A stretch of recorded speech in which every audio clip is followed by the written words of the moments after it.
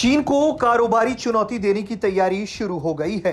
Tata group ने यह कमान संभाल ली है। टाटा ग्रुप को लेकर एक बड़ी खबर सामने आई है कि टाटा ग्रुप चीन को काउंटर करने की तैयारी कर रहा है। नमक से लेकर सॉफ्टवेयर तक बनाने वाला टाटा ग्रुप अब आईफोन बनाने की तैयारी में है। इसके लिए टाटा ग्रुप की बातचीत एप्पल के एक ताइवानी सप्लायर के साथ चल रही है। टाटा का प्लान एक जॉइंट वेंचर के जरिए इसे बनाने की है, जो चीन को काउंटर करने में बेहद अहम साबित हो सकती है।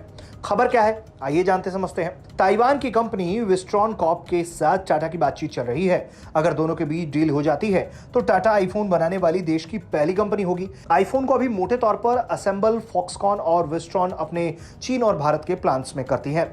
अगर टाटा ग्रुप को और विस्ट्रॉन मिलकर देश में आईफोन की असेंबलिंग करते हैं तो चीन के लिए बड़ा झटका साबित होगा। इलेक्ट्रॉनिक्स मैन्युफैक्चरिंग में चीन के दबदबे को शायद ही इससे बड़ी कहीं चुनौती मिल पाए।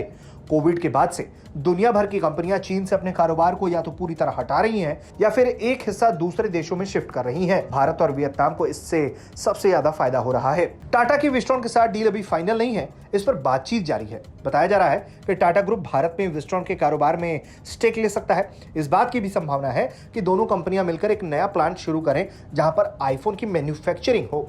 एप्पल आईफोन 14 की मैन्युफैक्चरिंग अगले 2-3 महीनों में भारत में शुरू करना चाहता है और इस तरह से एप्पल अपने प्रोडक्ट्स की मैन्युफैक्चरिंग के लिए पूरी तरह से चीन के भरोसे नहीं रहना चाहता।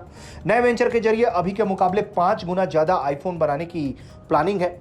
उम्मीद यह भी है कि भारत में आईफोन के असेंबलिंग और मैन्युफैक्चरिंग होने से इसकी कीमतें भी कम हो सकती हैं। आगे चलकर टाटा और विस्ट्रॉन एप्पल के दूसरे प्रोडक्ट्स की मैन्युफैक्चरिंग के साथ मिलकर काम शुरू कर सकते हैं।